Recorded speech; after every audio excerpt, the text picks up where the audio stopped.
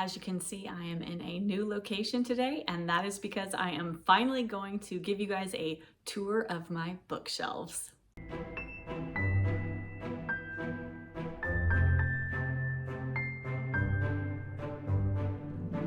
Hello book friends, I'm Jen and welcome to my reading life and welcome to a new location in my home.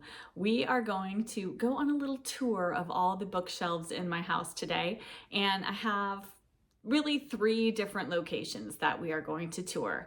I may break this up into 2 separate videos because I think it might take a little bit long to get through all of my bookshelves.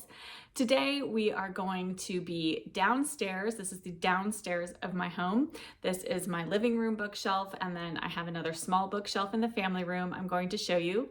Then I think we'll move upstairs into our loft area. I have a couple of bookshelves up there, and maybe I'll even give you a sneak peek at my husband's bookshelves. And then I think I'm going to do a separate video where we tour an in-depth look at the bookshelves in my reading room. But grab your beverage of choice. I am going to turn the camera around so that we can get a close-up look at what I have got on these bookshelves right here, and let's get started with the tour. Okay, we're going to start on this top shelf, and I just have a few books here. Oh, perhaps I should preface this by saying this bookshelf in general is mostly kind of decorative because it's in the living room of my house and I have other things on display on these shelves as well. So I just have these 3 books stacked here. I have They Went Whistling by Barbara Holland, which is subtitled Women, Wayfarers, Warriors, Runaways, and Renegades. And this is all, it's nonfiction about different women in history and how they've been a bit of a rebel. It's a rebel take on women's nonfiction biographies or memoirs. And then next I have Bibliophile by Jane Mount. I'm sure many of you are familiar with this book. It's beautiful. And then I have James Mustache's 1000 Books to Read Before You Die. And James Mustach used to be the editor of the Common Reader book catalog, which I mentioned in one of my earlier videos, and I miss it so much, but it's lovely that he has put this book out. And I mean, it is filled with so many books. Not necessarily all books I think you need to read before you die, but a very interesting collection and fun to flip through and look at all the different titles and synopses of the books. And he's really wonderful at writing a synopsis of a book. Amazing. And then obviously I just have some other lovely things on top of here. This is one of my dad's paintings back here. And I have these little birds, and my husband and I have this running joke that he's gonna build me a she shed in our backyard. And I found this little birdhouse and he bought it for me because it says the she shed on it. So maybe someday. And then my son made this in, I think, kindergarten. Okay, let's move down to the next shelf. So now we are at the middle shelf, and I'm going to move a few things just so we can see the books better. This shelf is filled with some of my favorite books, and then a few books I haven't read, and a few books that I just think are beautiful. So starting over here, we have the collected works of Jane Austen, which I've shared, and then I have a couple of Elizabeth Goudge books. I have Gentian Hill and Green Dolphin Street. I haven't read either of these. If either of them you've read and enjoyed, please let me know. And then I have 2 Jane Austens, just a copy of Pride and Prejudice and one of Mansfield Park. And then this little green book, which is very hard to see, and I found this sort of old vintage copy. This is Challenge by Vida Sackville West. And I haven't read this either, but I can't even remember. I think I might have found this at Half Price Books, and it just looked really interesting to me. And so I grabbed it. And then here stacked, I have Anthony Trollope's Barchester Towers. One of these years, I am going to start reading Anthony Trollope. I have both The Warden and Barchester Towers, so I can get started on his Barchester Chronicles, but I have yet to start them. And then I have another Elizabeth Goudge, The Child from the Sea. Again, I haven't read this one. And then let's move a little bit closer so we can see these a bit better. And then I have the Guernsey Literary and Potato Peel Pie Society, which I didn't share in my video where I talked about this when I met Annie Barrows and she signed my book. It says, "For Jennifer, enjoy your pie, Annie Barrows." So this is a lovely copy, treasured copy, and I have read this book a number of times. Then I Capture the Castle, which is a favorite. A Place to Hang the Moon, which is a lovely middle grade novel by Kate Albus. If you haven't read this, I highly recommend it. It's set during World War II in England. The Little Paris Bookshop by Nina George. I liked this book. I didn't love it, but it's so pretty. I couldn't get rid of it, and so it has a place of honor here on this shelf with some of my other favorites. And then I have my collected Anne of Green Gables in this beautiful, which edition is this? Tundra Books. This is the Tundra Books edition, and I've now read all 3 of these, so that is really wonderful. I actually won this set in a Goodreads, in a Bookstagram giveaway a number of years ago now, and they are so beautiful and very treasured by me. And then moving on to the bottom shelf of this bookshelf, these are again a number of favorites of mine, and then a couple books that I don't think I have read yet but really want to, and also think they're very beautiful. Again, starting over here, I have The Complete Tales of Beatrix Potter. This edition was actually given to me when my son was born because he had a Peter Rabbit themed room. Can I pull this out? So this is The Complete Tales of Beatrix Potter. This is a boxed set. It's really lovely. Anyway, pride and joy. And then next to that, I have Cheryl Mendelssohn's Home Comforts. I absolutely adore this book. My mom gave this to me. And then I have some of my Susan Branch books, The Fairy Tale Girl, and then Gratitude, and then A Fine Romance. Love these books. They're fantastic. Then I have Dear Fahrenheit 451 by Annie Spence. Again, this is another book that I didn't love this, but I love the way this book looks, and so I have kept it. But not my favorite book about books. There's some language in here, so definitely keep that in mind if it's something you look up or look into. And then I have Anna Quindlen's A Short Guide to a Happy Life. This is a lovely little book. I love Anna Quindlen. Then I have one of my copies of Persuasion by Jane Austen. And then stacked here, I have The Natural World of Winnie the Pooh, which I still need to read through. Audrey at Home by Luca Dotti. This is a book about Audrey Hepburn by her son, one of her sons. And then I have The World of Downton Abbey because I love Downton Abbey. Next, I have Meet Me at the Museum by Anne Youngson. And again, another book I liked, didn't love it, but it's so beautiful. I just love that cover. Then I have Paris Out of Hand by Karen Elizabeth Gordon. I have a few of Karen Elizabeth Gordon's books. She's a really interesting author. This is a bit of a travel guide to Paris, and I have a signed edition of this book, which my mom got for me when she worked at Kepler's Books, which is a wonderful bookstore. And then next I have Wives and Daughters by Elizabeth Gaskell. Love that book. The Boy, the Mole, the Fox, and the Horse by Charlie Mackey. And if you, Maxie, I'm not 100% sure. This is a beautiful, wonderful book. If you haven't read this, I highly recommend it. It's just a lovely little tale. And Charlie Maxey's, I apologize if I'm butchering his last name. His illustrations are just wonderful. And you should follow him on Instagram as well because he has a lovely Instagram account. Next, I have another Audrey Hepburn book, which is What Would Audrey Do? Timeless Lessons for Living with Grace and Style. I am a huge Audrey Hepburn fan, as you'll see as we go through my shelves. And then next, I have Paris in Winter by David Coggins, another book I liked but didn't love but think is beautiful. Same thing with Sixpence House by Paul Collins. So this is a really good book about Paul Collins and his family. They moved to Hay-on-Wye, which is the town of books, and they opened a bookstore, and it's all about that experience. And it is very good. Not my favorite book about books, but definitely one I'd recommend. And then lastly, I have Dewey, which I can't believe I still haven't read this. I really need to read Dewey. He is a small town library cat, and he touched the world. And look at that little face. Yes, I definitely need to read this because, as you know, I love my cats. And that is everything on my living room bookshelf. So Ta-da! This is my second downstairs bookshelf, and this is in our family room. This used to be in my son's room, but he outgrew this bookshelf, and I really want to do something else here in this corner, but for now this is working, and I have quite a few of my hardbacks here, a lot of mysteries, but let us just go through them and see what I've got here. I'm doing this handheld, so hopefully this won't be too shaky.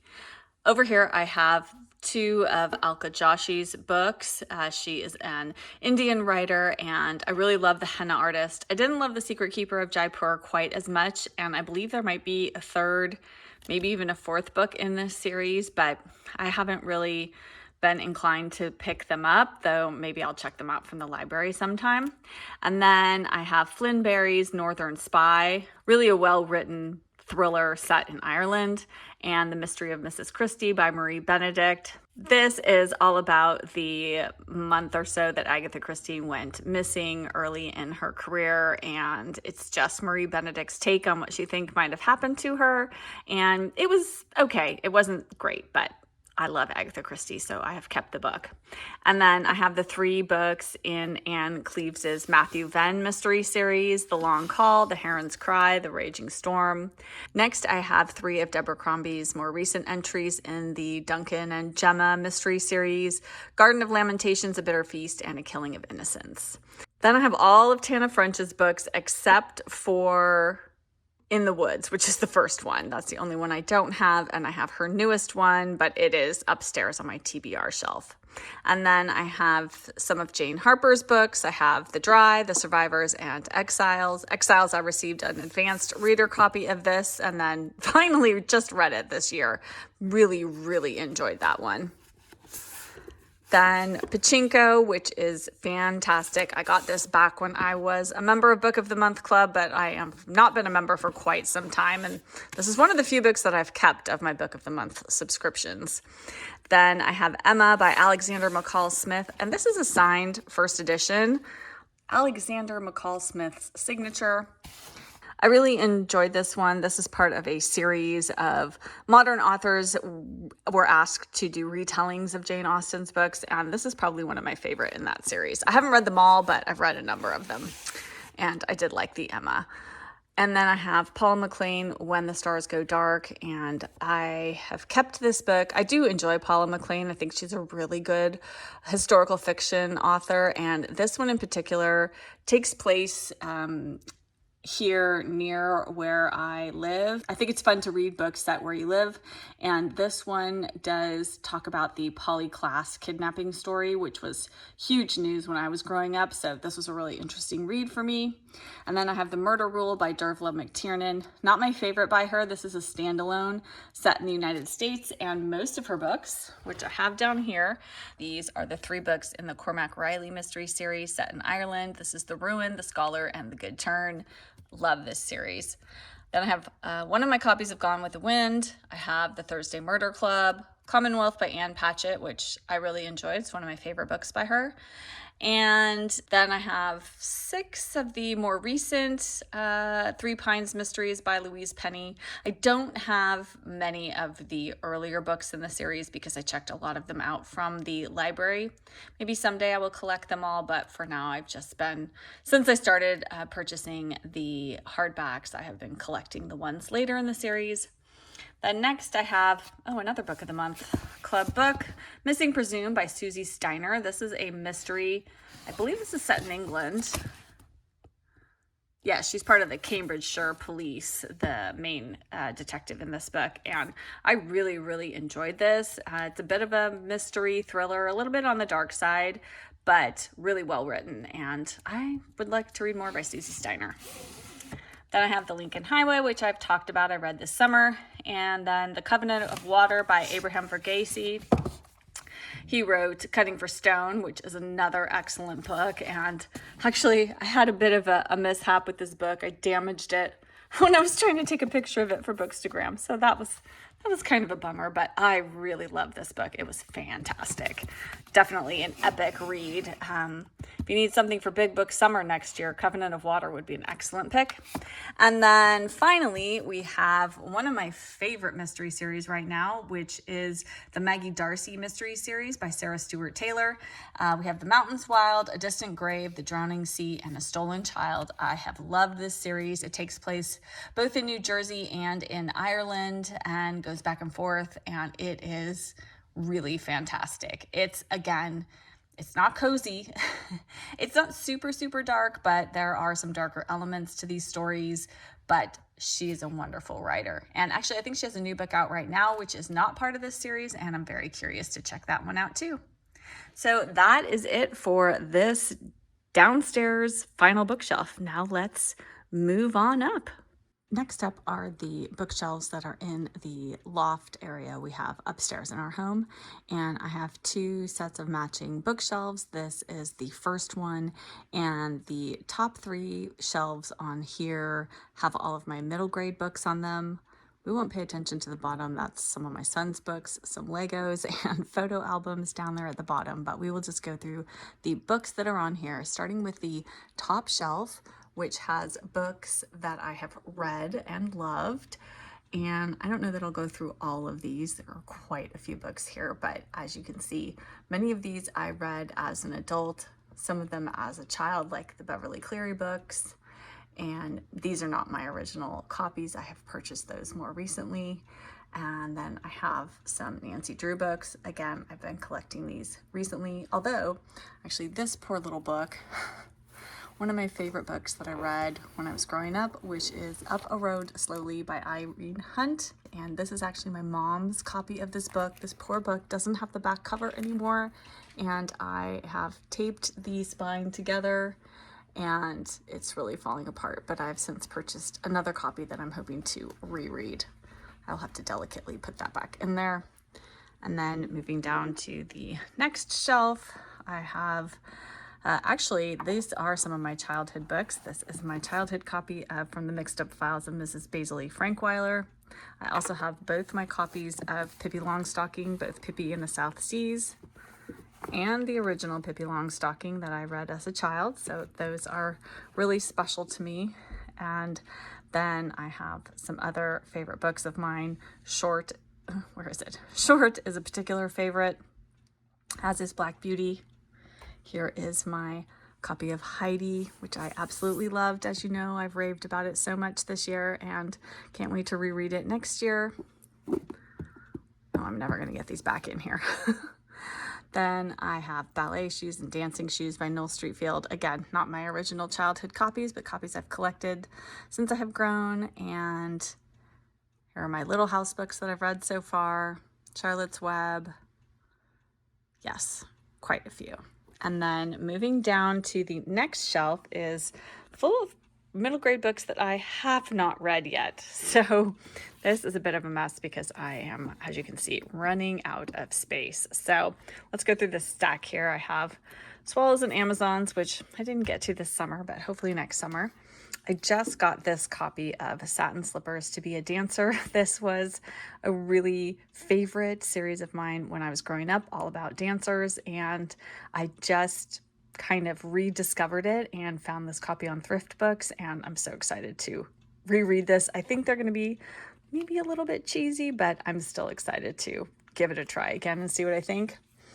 Then I have some L.M. Montgomery books, more Little House books, Wolf Hollow, The Next Great Jane, and Mr. Limoncello's Library.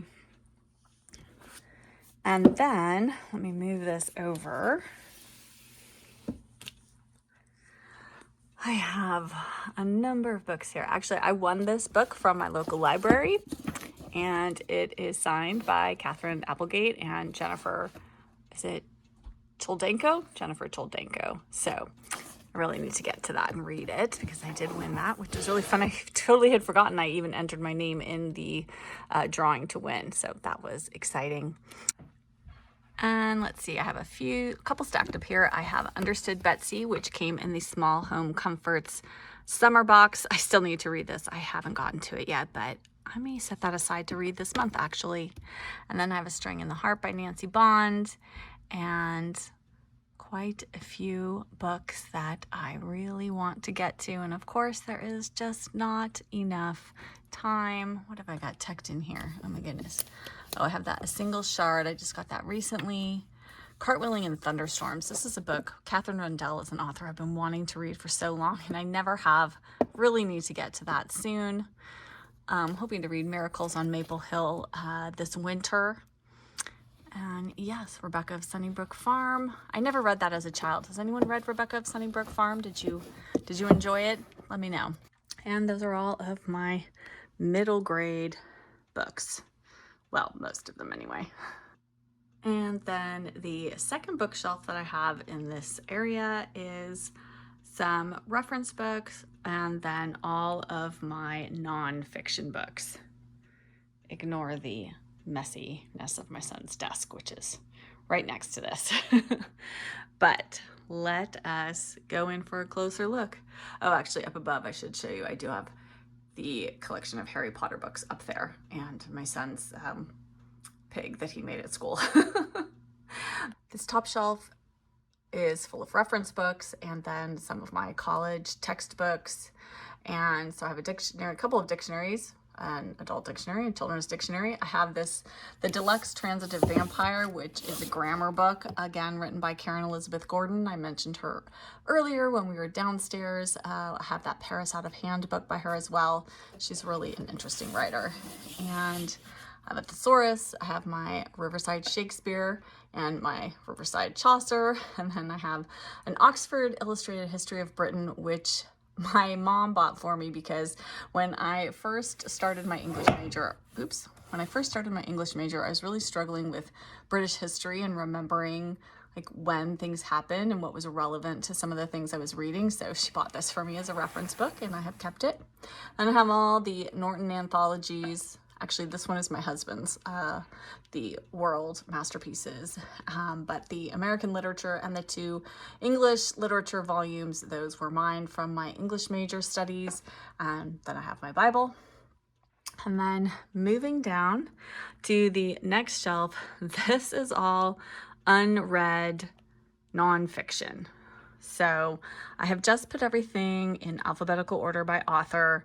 I used to have it grouped by different nonfiction subjects, but for right now, when I moved everything over to this bookshelf, which I just did recently, I decided that I was just going to alphabetize it by author. Just made it easier for me. This may change because I do like to rearrange my books, but as you can see, lots of memoirs. I love Bill Bryson. I actually just got a huge stack of his books for free from a friend. We have what's called a Buy Nothing group in our neighborhood, and you can post things on the group that you want to get rid of, and then you can ask for things that people are giving away for free. And it's really lovely. I've gotten actually quite a few books that way. But these are some of the Bill Bryson books that I have not read, and I have read quite a few of his books. Really want to read The Adventures of Miss Barbara Pym. Actually, it would be good to start that this month since it is Spinster September. I may have to dip into that. We will see. As you can see, I have Agatha Christie's Complete Secret Notebooks. This is fun. I just dip in and out of this. When I read an Agatha Christie, I like to come to this afterwards and just see what notes are in there from her notebooks about the book. So that's kind of a fun little behind the scenes. And lots of other books I, of course, really want to get to. Probably most particularly, I want to get to My Family and Other Animals by Gerald Durrell, this Francis Faviel, A Chelsea Concerto, which I just got recently. I really want to read that. And then I really want to read Rumer Godden's memoir, but I think this is the second volume in her memoir. Is that what this says? I believe so.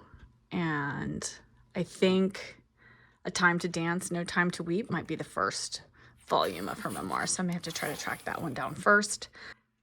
Then moving down to the next shelf.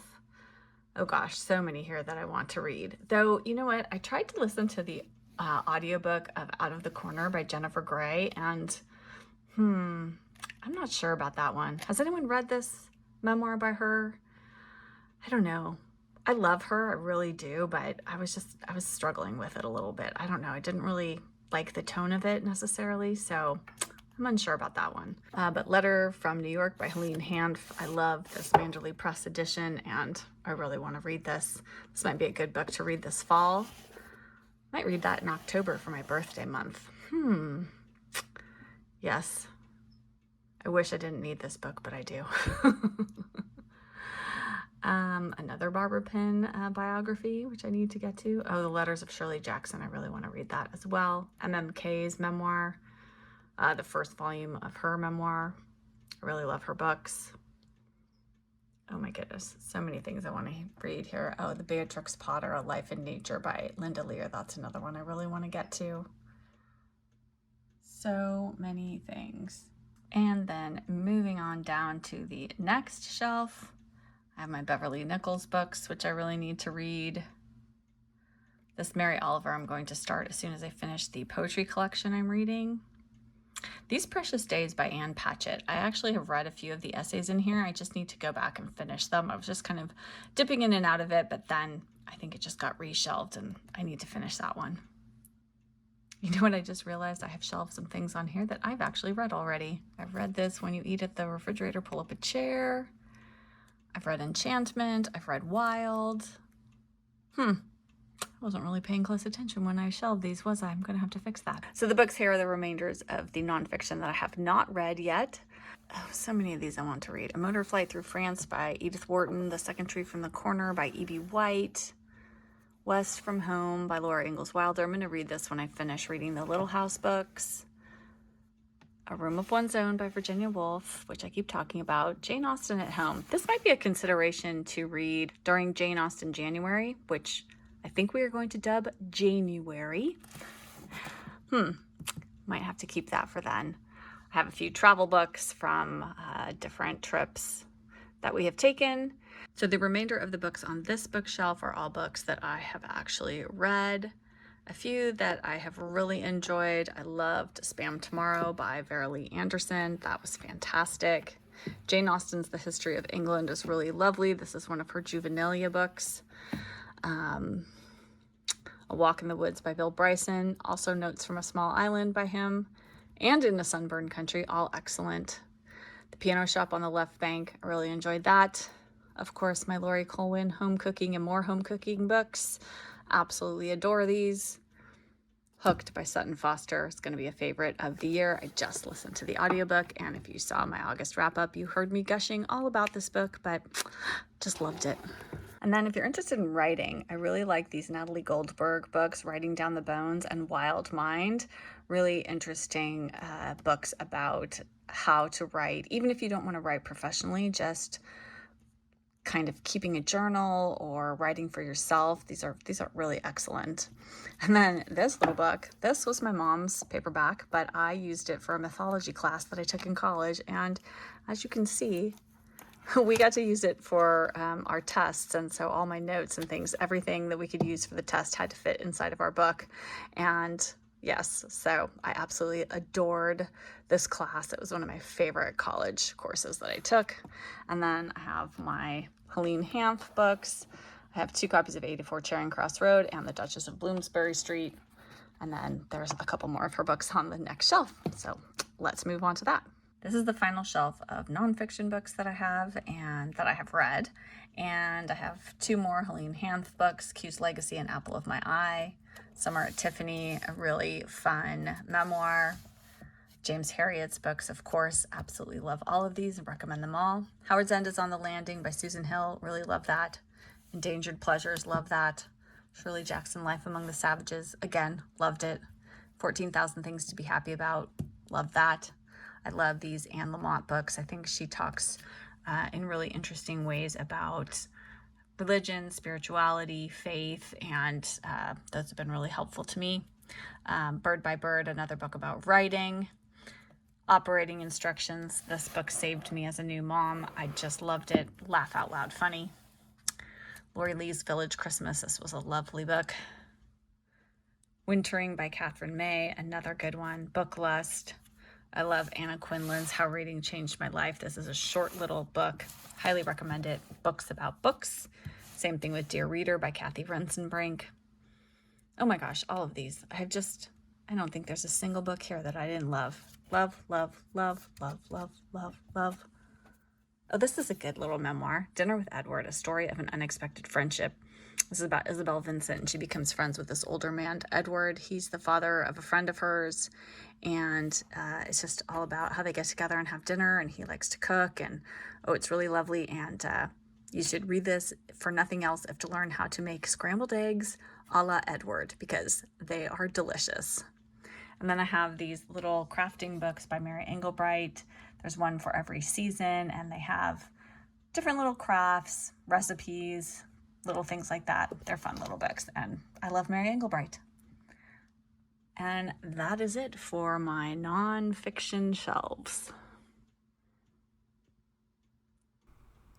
And now I'm going to give you a sneak peek at my husband's bookshelves. These are all of his books. He reads mostly science fiction and fantasy books, so the majority of the books on these shelves are in those genres. He actually doesn't read physical books all that often anymore. He most often reads on his Kindle, and so many of these he has not read for a long time, but they have sentimental value to him, and I think we can all relate to that. And that is it for the first part of my bookshelf tour. I hope you enjoyed getting a closer glimpse at some of the books on my shelves. And let me know if you saw anything on my shelf that you've absolutely loved, and especially if it's something that's on my TBR that I haven't read yet and that you think I should prioritize, because I am always looking for books to move higher up on my TBR list, even though there are so many.